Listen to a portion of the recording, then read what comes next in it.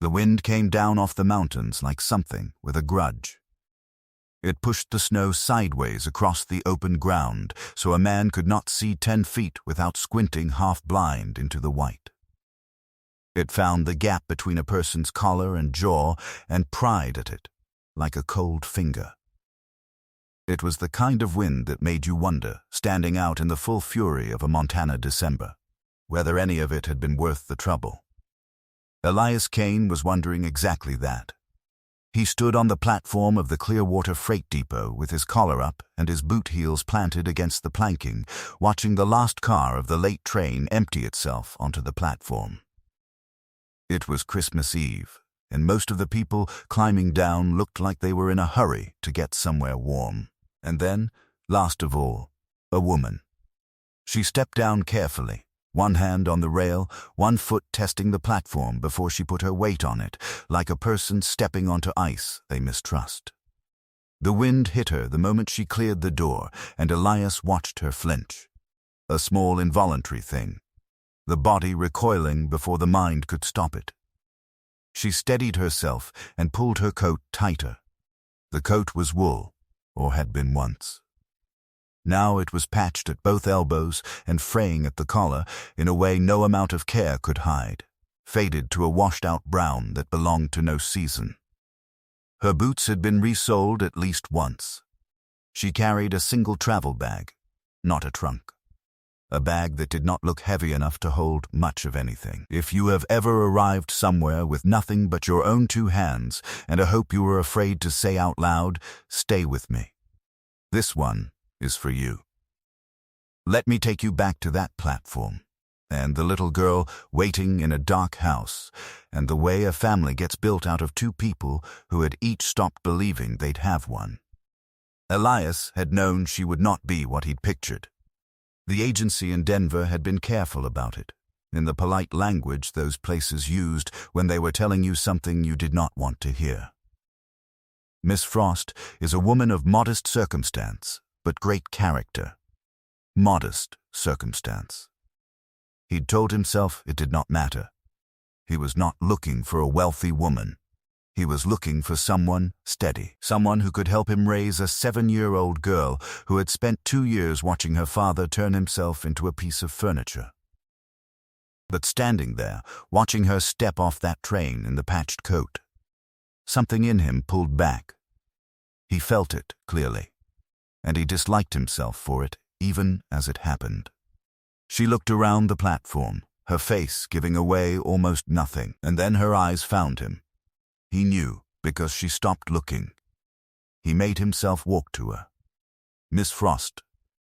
"Mr. Kane," her voice was steady.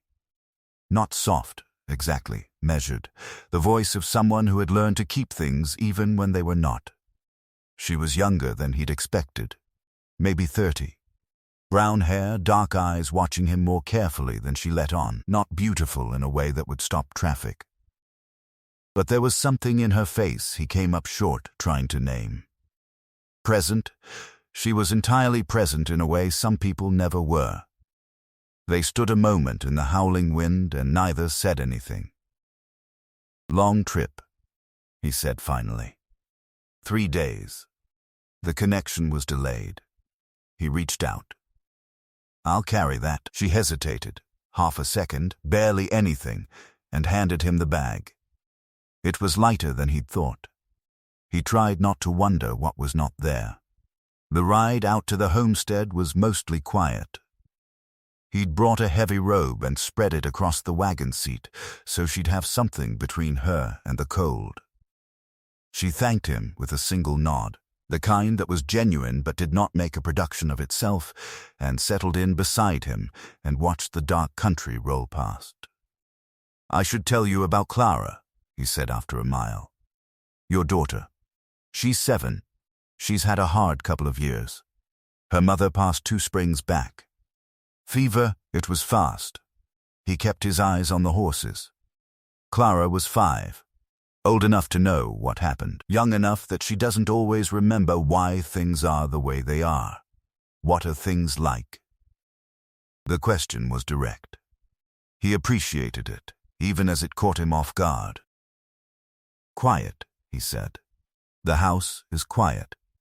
I'm not easy to be around. I work the land, and I come in and I try to be a father, and there are stretches where I don't do it well. He paused. I'm not looking for a replacement for her mother. I want to be clear about that. I'm looking for someone steady, someone Clara can rely on. I understand the arrangement. She looked out at the dark. I'm not under any illusions about why I'm here, Mr. Kane, and I'm not looking to replace anyone either. I'm looking for a place to work and be useful. If that serves your daughter, so much the better. Something in his chest loosened slightly, though he could not have said why. She may not warm to you right away, he said. She's cautious.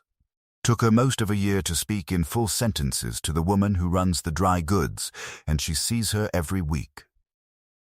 I can be patient. It might take more than patience. Then I'll bring more than patience. He drove on. The snow had let up some, and through breaks in the cloud he could see stars, scattered and hard and bright, the kind of sky that reminded you how far you were from everything. She asked about the place then, how many head of stock, how the winter feed was holding, what the losses ran in a bad season. By the time they turned onto the last stretch of road, she had asked him 11 questions, all of them practical. All of them the questions of someone trying to understand the work she was walking into rather than the impression she was making. He answered them plainly, and somewhere in it the tightness in his chest eased a little, though he could not have said when. There was relief in talking to someone who wanted facts, not reassurance. Rosa had been like that. He pushed the thought away before it could go anywhere. But it had come, and he noticed that it had come. The house was dark when they pulled up, except for one window, the lamp in Clara's room, which told him exactly where his daughter was and what she had been doing for however many hours. Sitting up in the cold, watching out the window. Evelyn stepped down before he could come around, light on her feet, and stood looking at the house. It isn't much, he said. He hadn't meant to say it. It came out before he could stop it. It's a house. She did not say it to be kind. She said it like it was simply true. What else would it need to be? He carried her bag inside and got the lamp going, and that was when Clara appeared at the top of the stairs. She was in her nightgown, barefoot on the cold floor, brown hair loose around her shoulders, a sharp little face, and serious brown eyes that saw more than they let on. She looked down at them with the gravity of someone conducting an inspection. "You're here," Clara said. "I told you to sleep." "I know." She did not move. Her eyes had fixed on Evelyn. Evelyn looked up at her, the cold still coming off her coat, and tilted her head slightly. Hello, Apors. Did you have a long ride?" "The longest." "Are you cold?" "I am." Clara considered this. Then she turned and disappeared down the hall, and there was the sound of a drawer, and she reappeared holding a pair of wool stockings. "Papa always says cold feet make everything worse." She held them out. "These are mine, but they'd probably fit you." They were child-sized.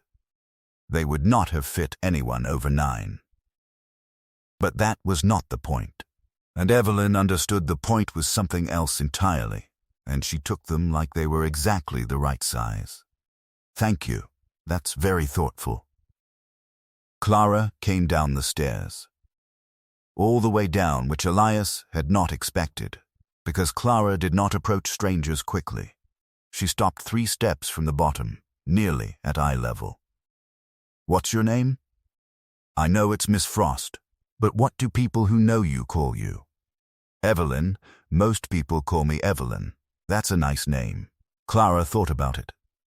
"I'm Clara. I know. Your father told me." "What did he say about me?" Evelyn glanced at Elias once. "He said you were cautious, and that you were 7. I'm almost 8. In March. March is a good month to turn 8 in." Clara looked at her a moment longer. Then she stepped down the last 2 stairs and took Evelyn by the hand, this woman who had been a stranger 40 minutes ago. and led her toward the kitchen with the confidence of someone certain of a decision. It was the fastest Clara had warmed to anyone in 2 years. Elias stood in the doorway of his own house, holding a bag that contained everything the woman owned, and did not know what to do with himself. He stayed up after the house went quiet.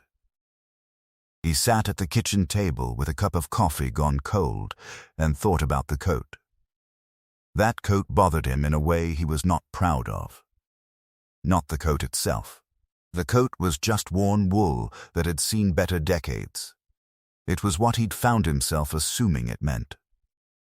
Standing on that platform, watching her step down in those patched elbows and that faded him, something in him had pulled back, and he disliked himself for it. He was not a man who set store by what a person wore, or thought he wasn't. He'd been raised poor and built what he had with his own hands and a wife who'd worked as hard as he did.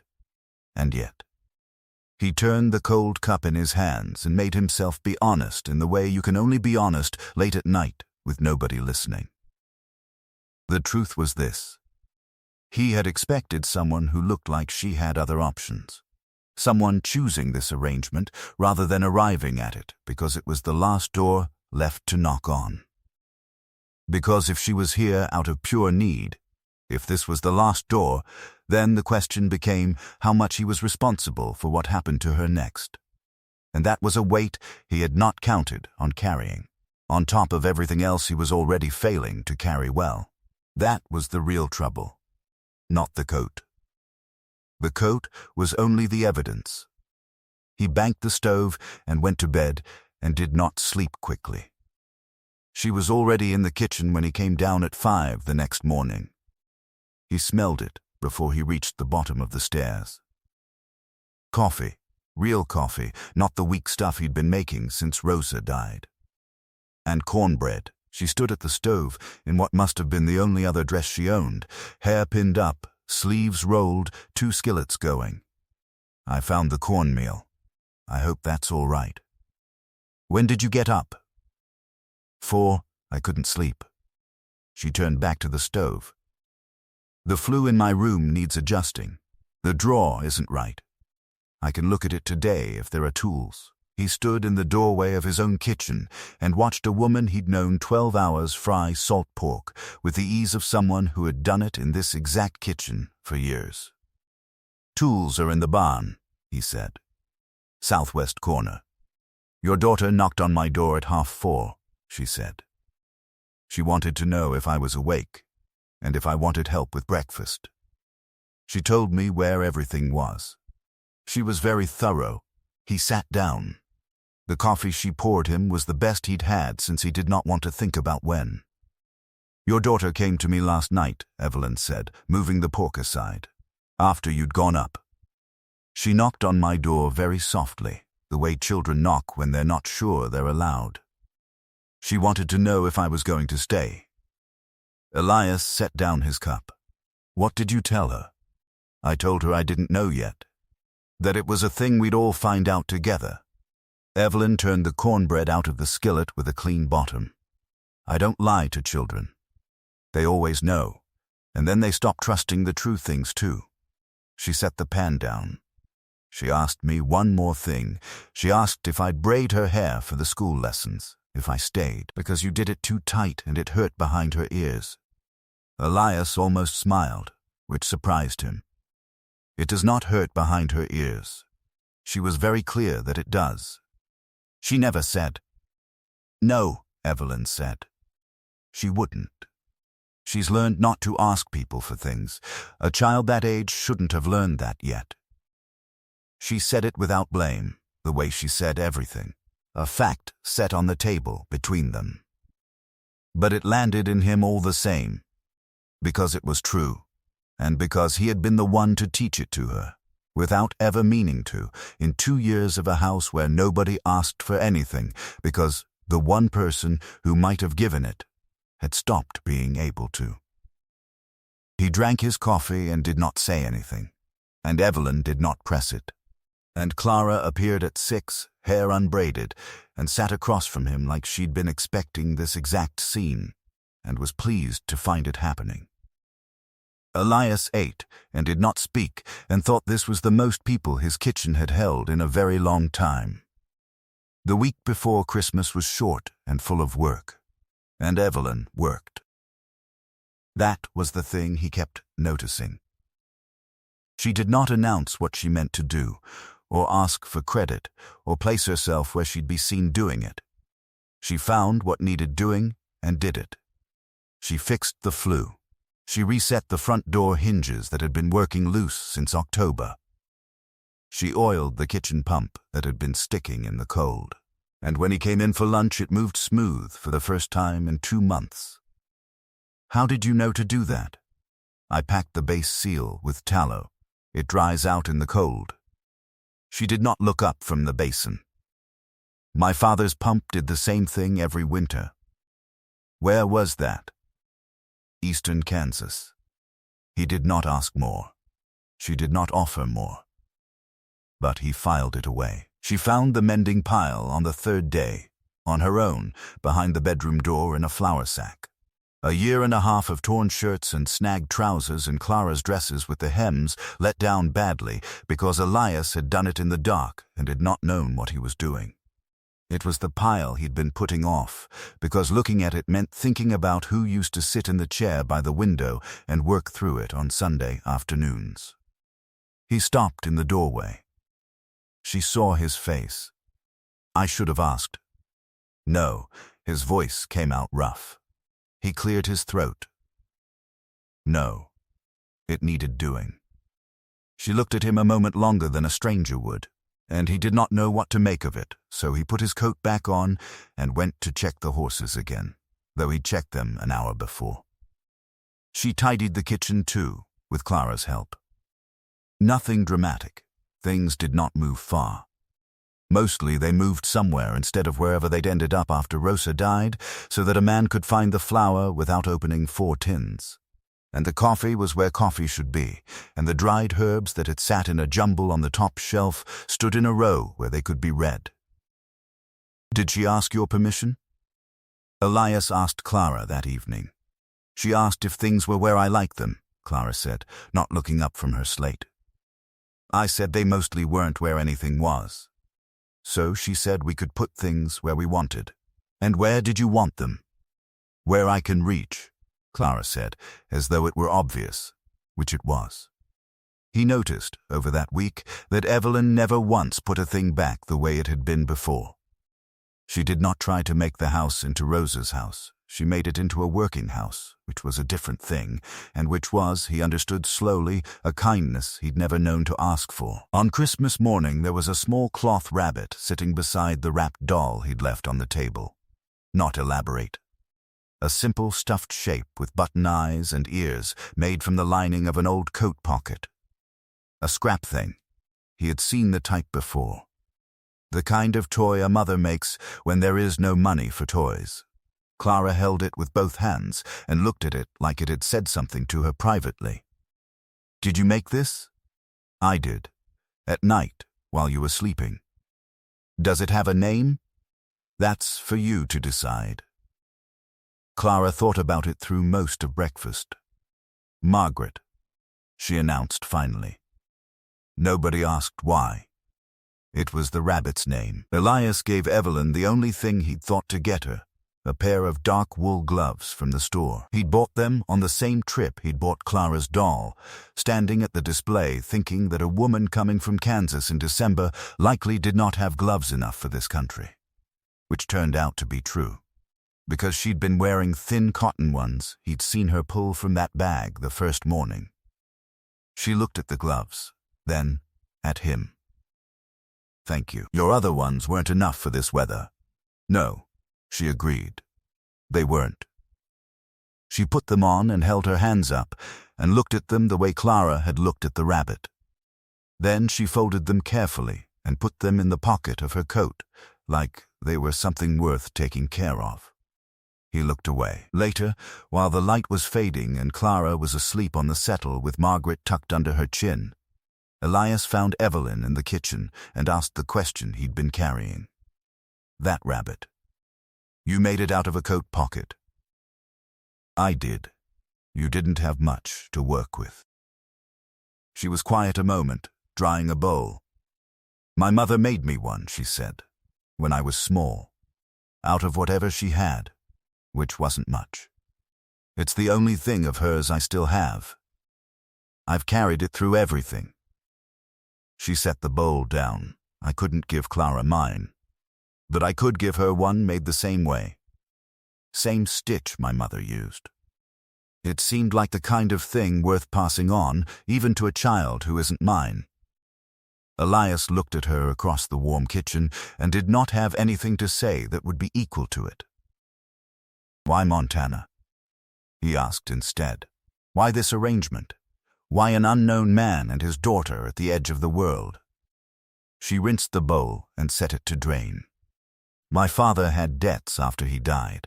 A man he trusted borrowed money in his name, more than my father knew, to more people than he knew, and then my father died, and the money was owed, and there was no one else. Her voice was flat, the flatness of a thing worn smooth. I spent 3 years paying what could be paid. I sold the house. I sold most of what was in it. When it was done, there wasn't much left. Did you have family? A sister in Missouri. She offered to have me come. She picked up the next bowl.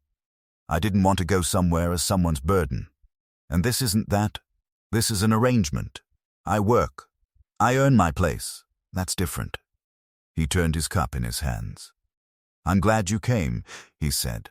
He wasn't sure, when he said it, whether it was entirely true, but it was more true than it had been a week ago, and that felt like something. Evelyn didn't answer right away.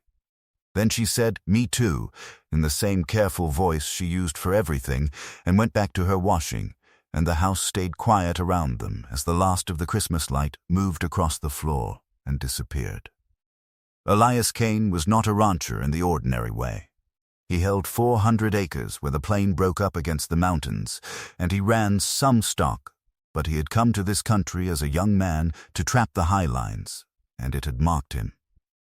He wore his hair long and dark past his collar and a thick dark beard, and he did not own a hat that suited town, because he had never much cared for town.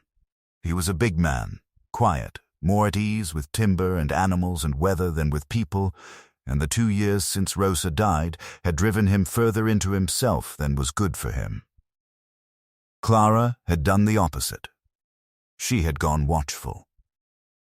She noticed everything in that house, catalogued it, and stored it with the exactness of a small accountant, and what she had decided sometime in the first week was that Evelyn Frost was staying. The cold held through the new year. January came in hard and stayed hard. Evelyn asked about Clara's schooling one night at supper. "There isn't a school close enough for winter," Elias said. "Who teaches her? I do what I can. She can read. She reads well. Her sums is behind." Evelyn turned to Clara. "How far can you add?" "Big numbers," Clara said. "Papa taught me. 47 and 36. Clara scrunched up her face. 83. "That's right." Evelyn looked at Elias. "I taught school before. 3 years, in Kansas. If you have no objection, I'd like to work with her in the mornings. An hour or 2. It would give her something while the weather keeps her in." Clara was vibrating with the effort of appearing calm. "No objection," Elias said, and Clara's composure broke completely, and she said, "Oh, good," in a voice louder than she'd meant, then looked at her bowl and pretended she hadn't. The first lesson was the next morning. Elias found a reason to be in the next room for the start of it. Close enough to hear. He heard Evelyn set out the slate and the chalk. He heard her ask Clara to show her the letters she knew, and heard Clara rattle them off fast, showing off. And then he heard Evelyn say, in the same even voice she used for everything, "You read better than any 7-year-old I taught in 3 years of school. Your mother taught you your letters, didn't she?" A silence. "Papa did," Clara said. "After Mama started them. Before then you had 2 people who wanted you to read," Evelyn said. "That's 2 more than a lot of children get." We'll honor them both by getting you good enough to read anything you like. Now, Sums, show me what hurts." And Clara, who did not tell people what hurt, told her. Elias stood in the next room with a harness he'd pretended to need to mend, and did not mend it, and listened to his daughter admit to a near stranger, which Sums confused her, easily, without shame, because the near stranger had made it a thing you could simply say out loud. He put the harness down. He had not known, until that moment, how much he'd wanted someone to make the house a place where you could say what hurt. So the mornings had lessons in them, and the pump worked, and the mending was done, and the kitchen ran better than it had in years, and slowly, without either adult deciding it, the house filled back up with the small, unnecessary talk that two people fall into over a long winter, because the alternative is too much silence. He learned things about her in pieces, the way you learn about a person who does not volunteer, that she had taught school 3 years and missed it, that she read at night whatever was in the house, which was not much, and had gone through his few books twice, that she had a way with Clara that was not soft, exactly, but was fair, and that Clara, who tested everyone, had tested her once and then stopped. The way you stop testing ground you've decided will hold. He watched the two of them at the table one evening, heads bent over a slate, Evelyn's finger moving under a line of figures, Clara's tongue at the corner of her mouth, and he felt something he did not have a name for, and did not try to name, because naming it felt like a risk he was not ready to take. Clara, for her part, had decided. "She's staying," Clara informed him one night, matter-of-factly, brushing her hair by the fire. "We'll see." "She's staying," Clara said again, like a person correcting a small error of fact, and went back to her hair. Elias made Clara a carved horse through the slow nights of January, a stocky thing with a good back and solid legs. His carving was functional rather than fine, but it was clearly a horse, and Clara took it and held it beside Margaret the rabbit and looked at the two of them together. "They're a family," she announced. Neither adult asked what she meant. They both, in their separate ways, understood. The cold sharpened through the middle of the month, below 0 at night and not much past 10 by day. The water in the stock trough had to be broken twice a day, sometimes 3 times. And through all of it Evelyn worked, without being asked, without being thanked, finding the thing that needed doing and doing it, until Elias stopped being surprised by it, and started, without quite noticing, to rely on it. That was the dangerous part, he would think later. Not the surprise. The reliance. You could guard against surprise. You could not guard against the slow way a house reshapes itself around a person until the shape of them is the shape of home. There was one evening in that stretch he came back too often. Afterward, a hard night. The wind-up. Clara long asleep. He'd come down for water and found Evelyn still at the table with a lamp and his account book. The one he'd let go to ruin after Rosa. Columns that did not agree with themselves and figures he'd stopped being able to face. "I didn't ask you to do that," he said. It came out sharper than he meant. She did not look up or flinch. "No, I couldn't sleep, and a thing that's wrong bothers me more than a thing that's hard." She turned the book so he could see. "You're not in as poor a shape as you think. You've been carrying a number in your head that's worse than the real one, because you stopped looking, and a number you won't look at always grows in the dark. This is the real one. It's better than the one you've been afraid of." He looked at the page. She was right. The number at the bottom was smaller than the one that had been sitting on his chest for 2 years. "How did you know I had a number I was afraid of?" She closed the book and stood and set it back on the shelf, and for a moment she did not answer, and he thought she wasn't going to. "Because I had one too," she said, "for 3 years. And I know the look of a man carrying one." She picked up the lamp. "You should sleep. It really is better than you thought." Most things are, once you make yourself look at them. She went up, and he stood in the dark kitchen a while and thought that no one had done a kind thing for him in so long that he'd forgotten kindness could arrive disguised as a corrected ledger at 11 o'clock at night. It was Marta Peterson who brought the trouble, and she did not mean to. Marta was a large, earnest, warm-hearted woman who had made it her life's project to be a good neighbor, and she came by in mid-March to return a borrowed pot and sat at the kitchen table with a look on her broad, kind face that Elias recognized as a woman carrying something she needed to put down. "People are talking about Evelyn," she said, once the weather had been discussed. "More than before." "What kind of talking?" "The kind that starts with one person and gets bigger every time it moves." Marta looked uncomfortable, which was unusual enough to mean something. "Clara Vance had some women over for quilting. The talk turned to your arrangement. She had opinions about Evelyn's background, about the debts in Kansas, about why a woman like that would answer an agency listing all the way out here." Marta hesitated. She was suggesting that a woman who arrives with nothing is looking to leave with something. Elias looked at his coffee. "Clara Vance. Franklin Vance's wife." He should have guessed it would come from that direction. "I said my piece," Marta said quickly. "I told them Evelyn had been nothing but decent in every dealing I'd had. But Eleanor has a way. I know how Eleanor has a way. People are wondering about the future of it," Marta said, quieter, with Clara in the room. "Whether it's permanent. And once talk hardens, Elias, you know how it gets." He did know. Once talk hardened in a small town, it took on the quality of fact, and fact was hard to argue with, because arguing made you look defensive, which people took as confirmation.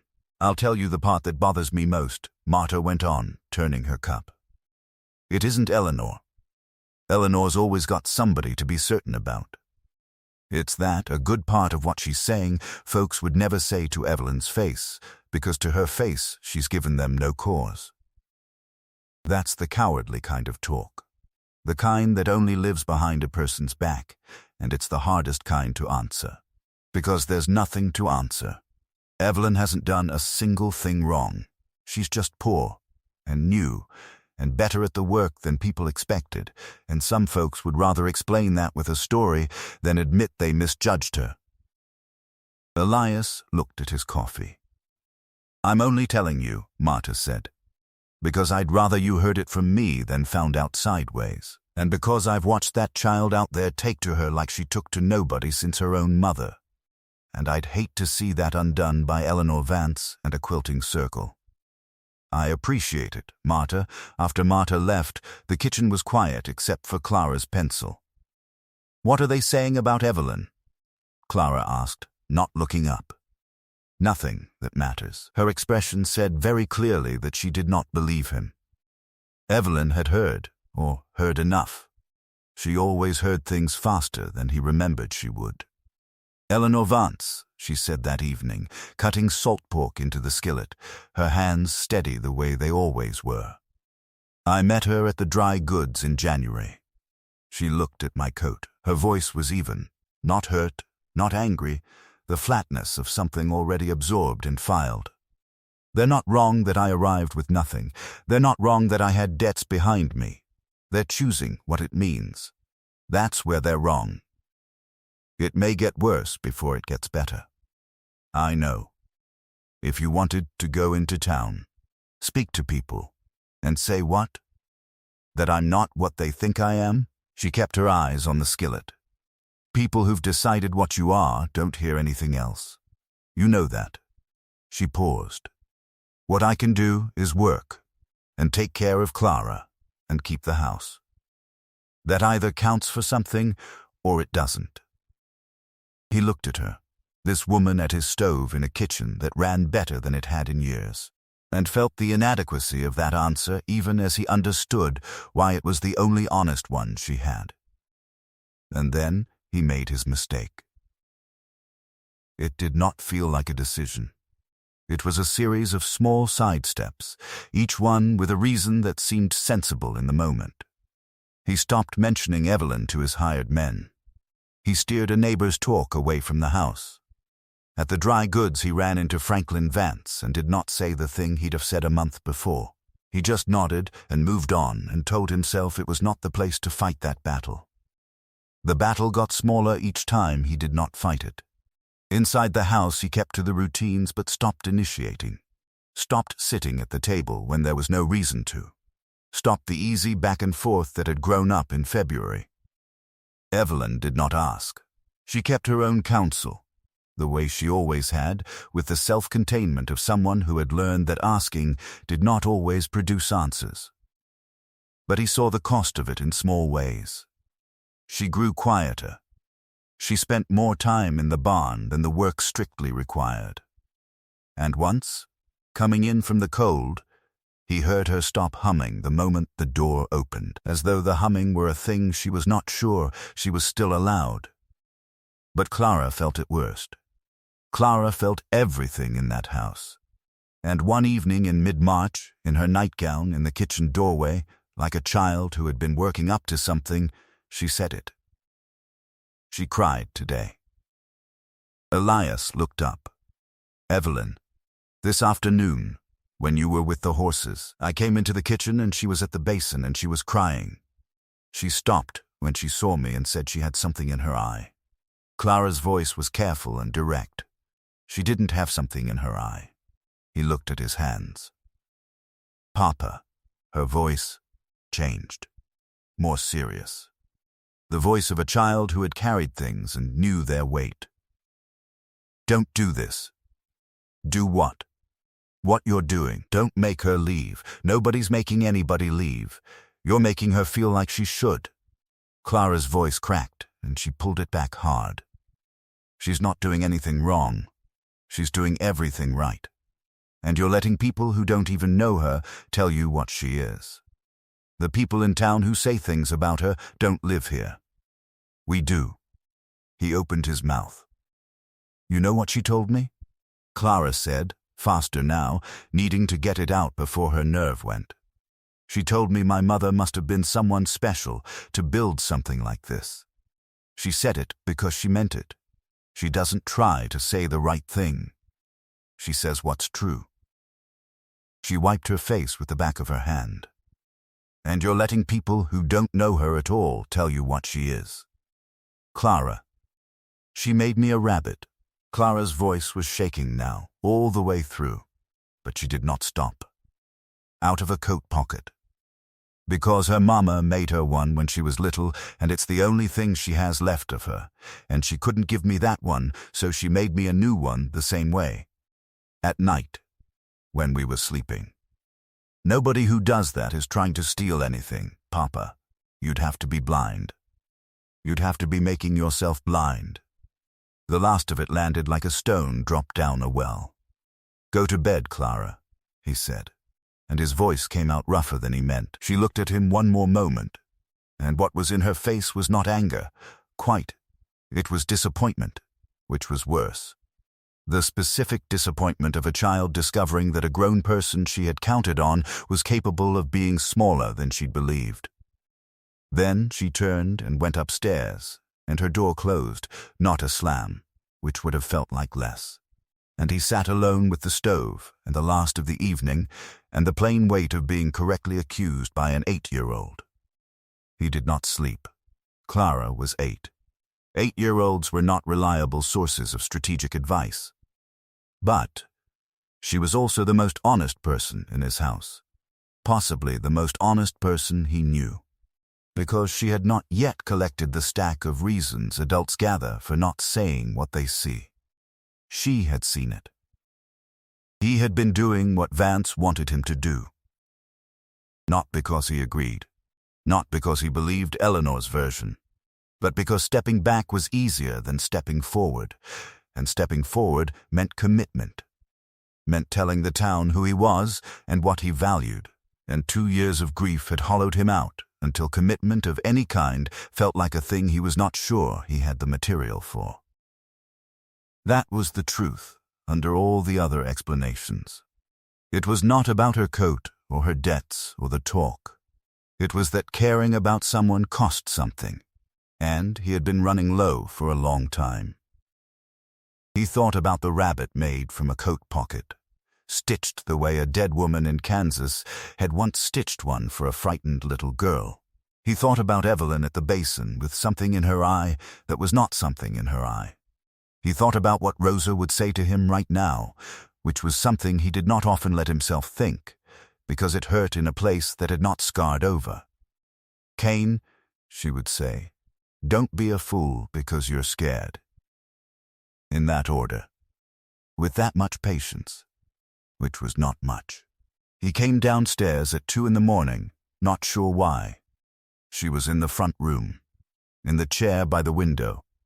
Rosa's chair, the one he had never told her not to use because that would have meant explaining why. She was not doing anything, just sitting, her hands in her lap, looking at something in the middle distance. She heard him on the stair and looked up. I couldn't sleep. Neither could I. He sat down across from her, 6 feet of cold floorboard between them, and looked at her in the low lamplight. She looked tired. Not the tiredness of work, a deeper kind. The tiredness of someone who had been holding a posture a long time and did not know when they'd be allowed to put it down. "I owe you something," he said. "An explanation for the past few weeks. I've been pulling back. You noticed. Yes, it wasn't about anything you did." He laced his hands between his knees. "The people in town said things that found a place in me I wasn't guarding as well as I should have been, and instead of dealing with that the right way, I let it make me careful in ways that weren't fair to you." She watched him, quiet. "What Clara told you. About her mother, about the life we had here. That wasn't a small thing to say, not in this house, not coming from her." He looked up. "She told me tonight that you don't try to say the right thing, that you say what's true. That's not common in anyone." The lamp burned low between them. "I've been alone in this house with that child for 2 years, he said. "I know I'm not easy. I know I go cold when I should go forward, and I know I make things harder than they need to be, because I don't know how to want something without being afraid of losing it." He exhaled. "I've been afraid. That's what the past few weeks were. Not doubt in you. Fear of what it means to let something be real." The silence stretched long enough to hear the stove settle. "That's honest," she said finally. Her voice was even, but something in it had shifted. Some small, tight, protective thing loosening. "I'm not asking you for more than this arrangement provides. I came here to work, to be useful. That's still true." She looked down at her hands. "But I'll tell you what's also true, which is harder for me to say. I don't want to be somewhere I'm making things harder for someone. That's not what I came here to do." "You're not," he said. "You've been the only thing that's made anything easier in 2 years." She was quiet for a moment. Then she said the thing he had not expected, in the low, careful voice she used for the things that cost her. "I've spent a long time being careful," she said. "You learn it. When you owe money you didn't borrow, and you're a woman alone, and every kindness anyone offers you comes with a bill attached somewhere you can't see yet. You learn to keep a wall up and take nothing you can't pay for." She looked at the lamp. "I built that wall on purpose. It kept me alive through 3 years I don't like to think about. But a wall keeps everything out. That's the thing nobody tells you. It doesn't sort the good from the bad. It just keeps. And now? And now there's a little girl who brought me stockings that didn't fit, on the first cold night, because her father told her cold feet make everything worse."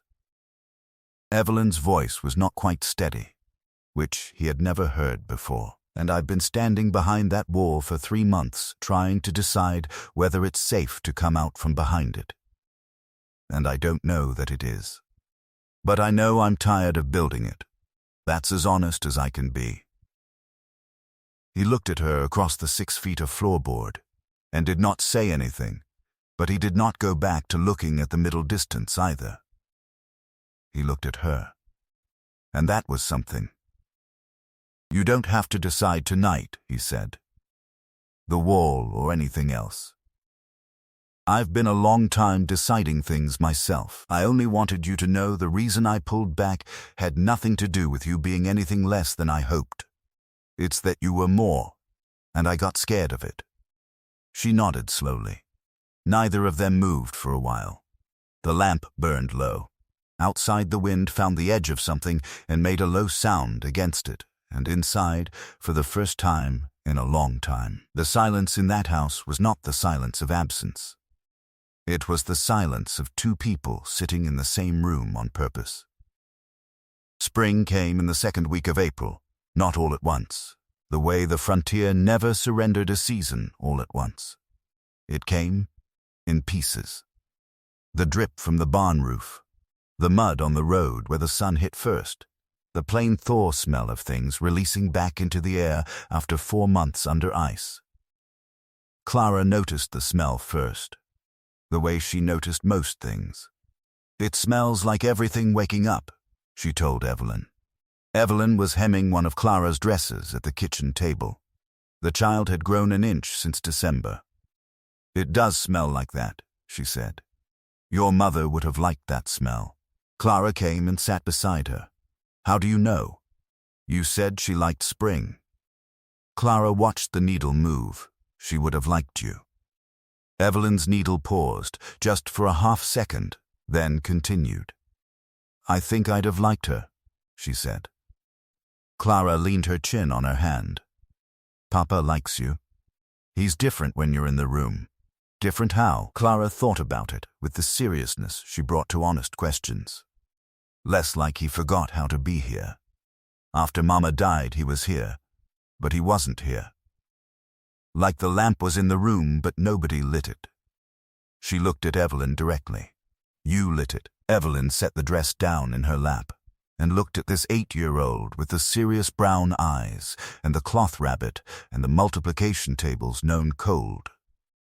"Clara, thank you for those stockings, the first night." Clara blinked. They didn't fit. No, but they were exactly right. Clara considered this and accepted it the way she accepted things that made sense even when she could not fully explain them. "Okay," she said. "Can we do fractions now?" He found her at the fence line on the evening of the 14th of April. She was bent slightly forward, hands on her knees, looking at something small at the base of a fence post. In the strip of ground where the snow had pulled back first because the post caught the afternoon sun, something was coming up. Not much, just the faintest green push of something small and determined working its way out of the soil. 3, maybe 4 shoots. What is it? I don't know yet. Could be anything. Something that came in on the wind. She straightened. You said Clara's mother liked spring. That she looked for the first things. That she'd take Clara out every year, first week of April, looking. She looked at the shoots again. I thought Clara might like to see these in the morning. He stood beside her in the April evening, with the mud smell in the air and the sky going the color it went in the last half hour of the day out here. Not quite purple, not quite orange. Something between them with no exact name. And he thought about a woman he'd loved and lost, and the 2 years between then and now, and the small green things at the base of the fence post that this woman had been watching for on behalf of a dead mother she had never met. That was the thing that undid the last of it. Not that she loved him. He was not sure yet that she did, or that he had the right to want her to.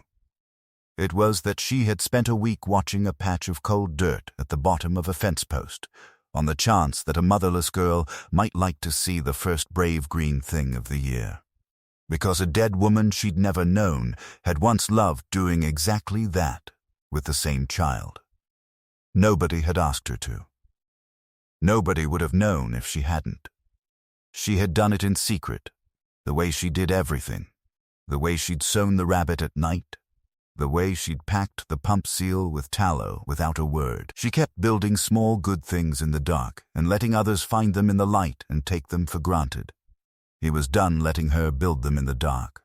"Evelyn," he said, "when the roads are good, I'd like to take you into Clearwater. Not for supplies."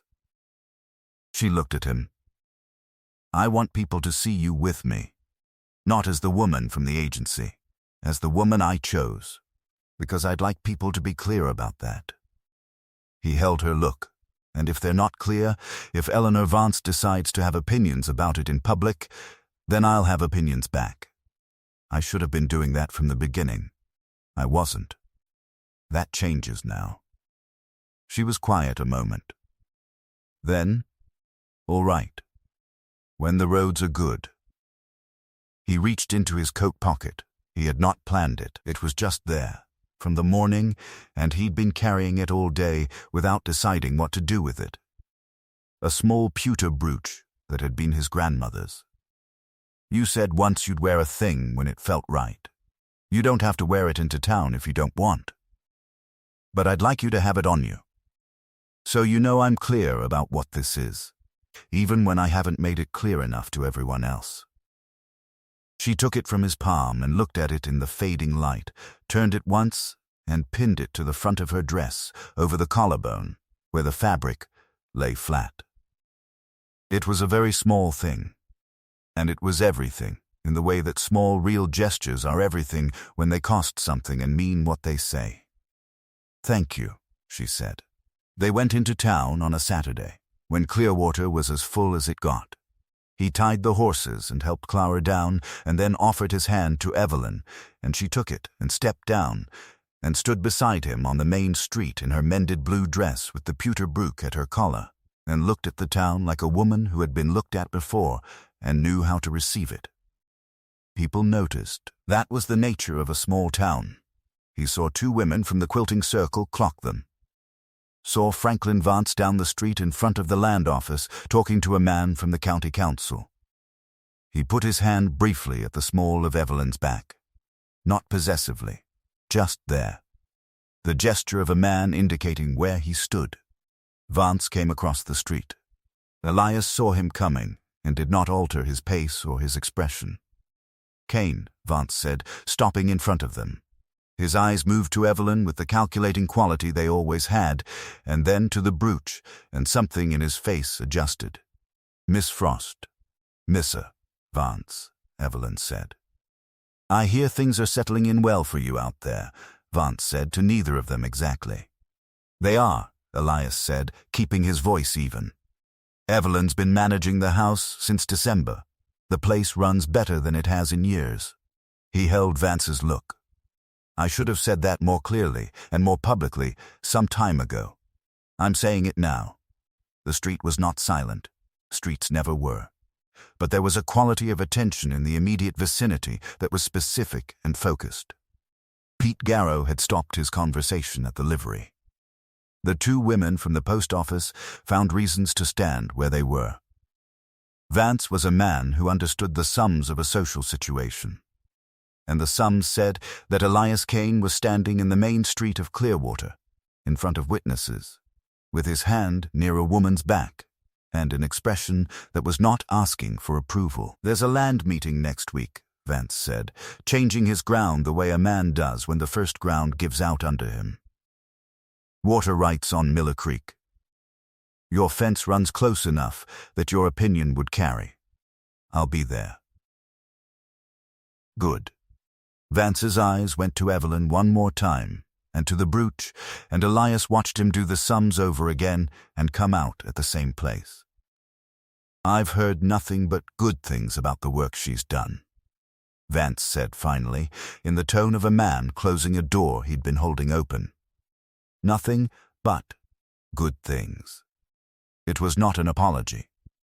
It was also not nothing. It was what a man like Franklin Vance could manage in public. A plain kind of retreat that preserved everyone's face while making the situation clear. "Good," Elias said. "That's accurate." Vance nodded once and moved on down the street, and the man from the council went with him, and the quality of attention in the vicinity shifted and dispersed the way attention does when a scene resolves itself. Clara, who had watched all of it with the patience of someone taking notes, said, "He didn't apologize." "No," Elias said. "He should have. Some people get as close as they're able," Evelyn said. "That's all you can ask for." Clara thought about this. "I'm going to ask for more when I'm grown up." "Good," Evelyn said. "You should." After that, things changed the way they change in small towns when the wind shifts. Not a revolution, more like a tide going out, showing the ground underneath. The campaign against Evelyn had run on Eleanor Vance's certainty that Elias Kane could be moved. And now that certainty was publicly retired, the campaign lost its engine. Marta Peterson came by the next Tuesday with a cutting from her kitchen garden and sat and talked for an hour about spring planting in a way that included Evelyn as a person rather than a subject. It was a small thing. It was the kind of small thing that, repeated enough times by enough people, added up to something larger. The shoots at the fence post turned out to be wild columbine. Clara identified them 3 days after finding them, out of a battered nature book Evelyn had dug from the back of the upstairs closet, coming down to breakfast holding it open with her finger. "They bloom purple and yellow in May," she read in the slightly louder voice she used for official information. Then she closed the book. Mama would have known right away. She knew her plants. She looked at Evelyn. "You know a lot too. Different things." She picked up her fork. "You don't have to know the same things. You just have to know enough things between you." Neither adult said anything to that. "Do you think Mama would mind?" Clara asked, later when Elias was out and it was just the two of them at the table with the book still open between them. She asked it the way she asked the hard things, plainly, watching Evelyn's face for the true answer and not the kind one. "Mind what?" "You being here. Papa choosing you." Evelyn set down what she was holding and gave the question the seriousness it was owed. "I've thought about that," she said. "Because I wondered it myself. And here's what I decided, and you can tell me if you think I'm wrong. Because you knew her and I didn't." She folded her hands. "I think a mother wants 2 things more than anything. She wants her child taken care of, and she wants her child to remember her. And I can help with the first one. I can make sure you're fed and warm and taught and looked after every day, for as long as you'll have me. But the second one, the remembering, that's yours. I would never try to take her place in it. When you talk about her, I'll listen. When you want to go looking for the first spring flowers because that's what she did with you, I'll come. Or I'll stay home, whichever you want. I'll help you keep her. I won't ever ask you to put her down." She paused. "I think a mother who loved you would be glad of someone willing to do both. But you knew her. What do you think?" Clara considered it for a long time. In the grave way she weighed everything. "I think," she said finally, "that she would have liked that you asked me instead of just deciding." She picked her fork back up. "She always said I was smarter than people gave me credit for." "You are," Evelyn said. "I know," said Clara, and went back to her breakfast, the matter apparently settled to her satisfaction. On a warm evening near the end of April, Evelyn brought her mother's rabbit down from her room. It was old and worn nearly smooth, the button eyes long since replaced with stitched ones, the seams gone soft with handling. She set it on the shelf above the stove beside Margaret and the carved horse, where Clara had said the toys liked to watch the cooking. Clara looked at the 2 rabbits side by side, the old one and the new, and understood without being told. "That's the one your mama made you." "It is. It's older than Margaret. Much older. I was smaller than you when she made it. We didn't have money for toys, so she made one, out of a dress that had worn out past mending. Evelyn touched the old rabbit's ear where the fabric had thinned to almost nothing. She died when I was 9. This is the only thing I have that her hands made. I've carried it through every place I've lived since, and there were a great many of them, and some of them I left in a hurry with almost nothing. But I never once left without this. Clara was quiet, the way she went quiet when she was filing something away permanently. "Why did you give me a new one instead of keeping this one to yourself?" she asked. "You could have just showed me this one." Evelyn considered the question seriously, the way she considered all of Clara's questions. "Because a thing like this isn't meant to be looked at," she said. "It's meant to be made. My mother didn't give me a rabbit. She gave me the knowing how. And the only way to pass that on is to make another one, for someone who needs it." She looked at Clara. "You needed it, I could tell the first night when you brought me the stockings. You were a girl taking care of a house full of grown-up grief with nobody taking care of you. So I made you a rabbit, the way my mother made me one, and now there are 2, and someday, if you've a mind to, you'll make a 3rd. For someone who needs it, and that's how the thing stays alive. Not the rabbit." The making. Clara reached up and touched them both, carefully, the way she touched things that mattered. They should stay together, she decided. So, Margaret knows where she came from. Evelyn stood at the stove with her back to the room for a moment before she answered, the way a person does when they need a moment. And Elias saw it and did not say anything, because some things are better left the size they are. "That's right," Evelyn said, when she had her voice again. "That's exactly right." Elias watched from the table and thought about Rosa, who had made December smell like pine and baking and had put a paper star in the window even in years there was no money for gifts. Because she had believed that some things needed marking carefully and on purpose. He had thought, when she died, that the knowing how had died with her, that a house could hold the grief or the marking but not both, and he had chosen, without meaning to hold the grief. And here was a woman who had walked into his house with one bag and no money and had started, quietly, without asking permission, to teach his daughter the marking. Not Rosa's way, her own way, but the same thing underneath, which was the refusal to let hard years talk you out of making something for a person who needed it.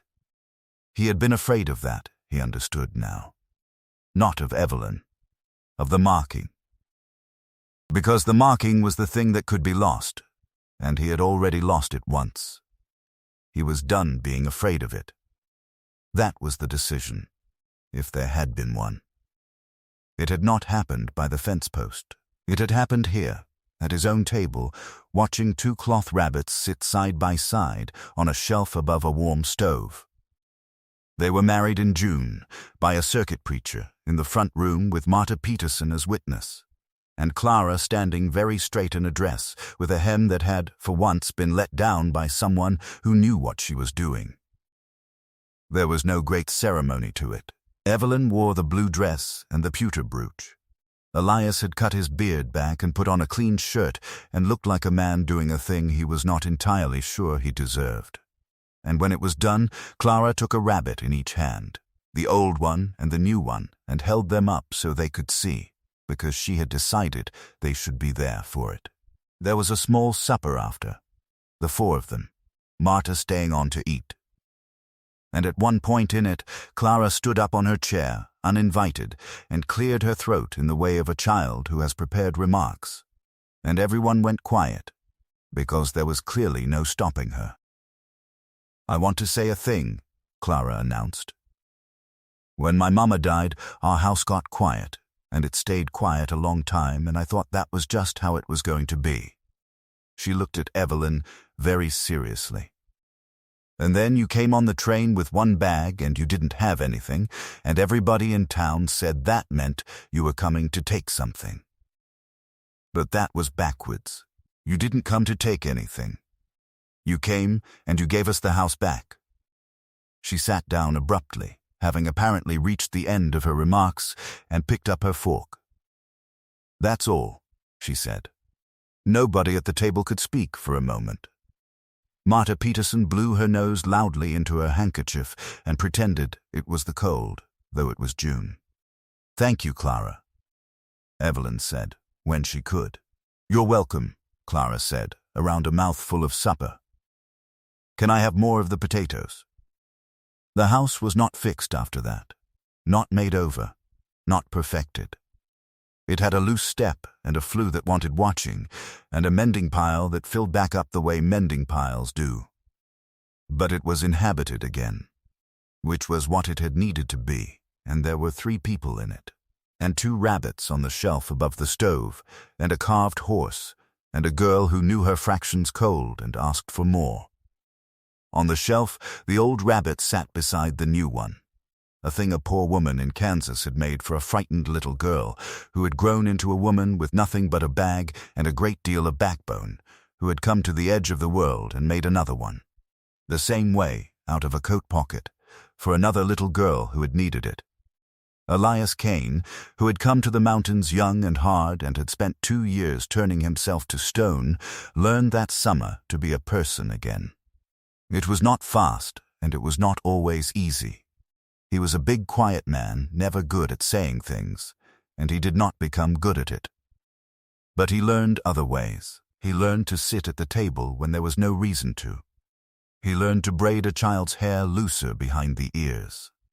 He learned to notice when a woman had stopped humming, and to ask her why, and to keep asking until the wall came down another hand's width. And Evelyn, who had spent 3 years learning to take nothing she could not pay for, learned that summer to take something she could never pay back, which is the hardest lesson there is, and the only one that matters. That was the whole of it. In the end. Not a rescue. Nobody was rescued. Only a woman who arrived with nothing and turned out to be carrying the one thing the house had been missing. A man who was afraid and stopped being afraid, one April evening, by a fence post. And a little girl who had seen, before either of the grown people did, exactly what was standing in her own front hall on a cold Christmas Eve.